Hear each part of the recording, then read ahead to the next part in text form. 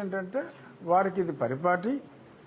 ఎప్పుడైనా రెండు వర్గాలు కొట్టుకోకల్లా ఒక వర్గం వారు ఇంకో వర్గాన్ని కొట్టి వీళ్ళే అక్కడికి వెళ్ళిపోయి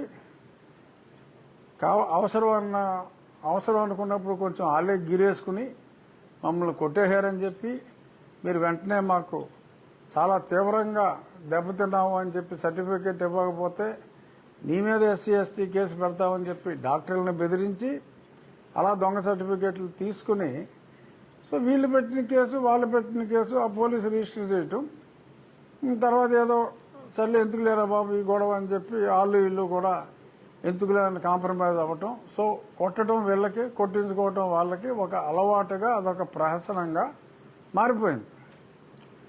అదే మోడల్ ఫాలో అవుదామని అనుకున్నారు తర్వాత కూడా.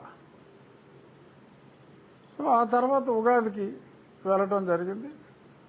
ఉగాది రోజు జస్ట్ ఆ రోజు పెద్దగా గొడవలు జరగకుండా అక్కడికి వెళ్ళి వెంటనే రావడం జరిగింది.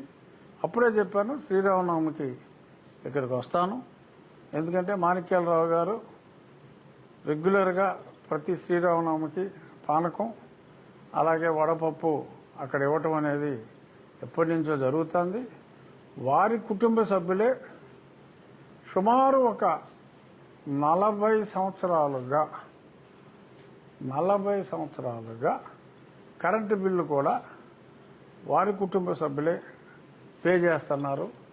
రామాలయం అనే పేరు మీదే ఎలక్ట్రిసిటీ బోర్డు ఇన్వాయిస్ రేజ్ చేస్తుంది, వాళ్ళే పే చేస్తున్నారు.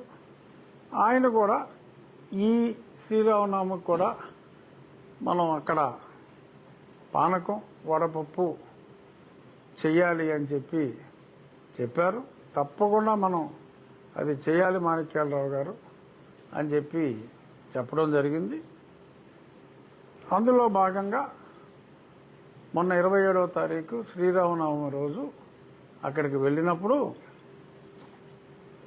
ఓ హడావుడంతా ఎక్కడెక్కడ వాళ్ళో చుట్టుపక్కల చాలా గ్రామాలు రిలయబుల్గా తెలిసింది. ఏం సానుభూతి పరులు, ఇక్కడ ఏమీ మొహాటం లేకుండా చెప్తున్నా, నీలి కోటు వీరుడు అవడో వాడే నీలి కోటు వీరుడు తాలూకా మనుషులు ఓపెన్గా క్లియర్గా మహాసేన్ రాజేష్ గారు కూడా చాలా స్పష్టంగా చెప్పారు. ఆ ట్వీట్లు పెట్టింది నీలకోటు డూప్ ఒకడు ఉన్నాడు, ఆ పేరుతో సహా మహాసేన్ రాజేష్ గారు చాలా స్పష్టంగా చెప్పడం జరిగింది. ఆధారాలన్నీ కూడా వస్తున్నాయి, తెర వెనుకున్న గ్రంథ సాంగుల పేర్లన్నీ కూడా వస్తున్నాయి. వారు ఎక్కడెక్కడి నుంచో జనాలు అక్కడ ఉన్న వాళ్ళే కాకుండా కొన్ని పేర్లు అక్కడ ఉన్న వాళ్ళ పేర్లు తెలుసు.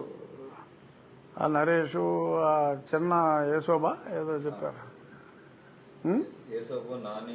చిన్న యేసోబు, ఈ బ్యాచ్ కాకుండా ఆ బయట ఊర్ల నుంచి కూడా వచ్చారు. ఆ మేజర్ క్రిమినల్స్ ఉన్నారు, రాజేష్ ఖన్నా, ఇస్మాయిల్ అంటే సాయిబు అనుకున్నారు. అతను కన్వర్ట్ అయ్యి చర్చిలు నడుపుకుంటున్నాడు, అదొక మాఫియా. అతని భార్య, అతని కూతురు, వాళ్ళ మీద కూడా ఆల్రెడీ కేసులు ఉన్నాయి వేరే ఇష్యూల్లో. తప్పించుకుని తిరుగుతున్నాడు. ఈజ్ ఆన్ ద రన్, దొరుకుతాడు.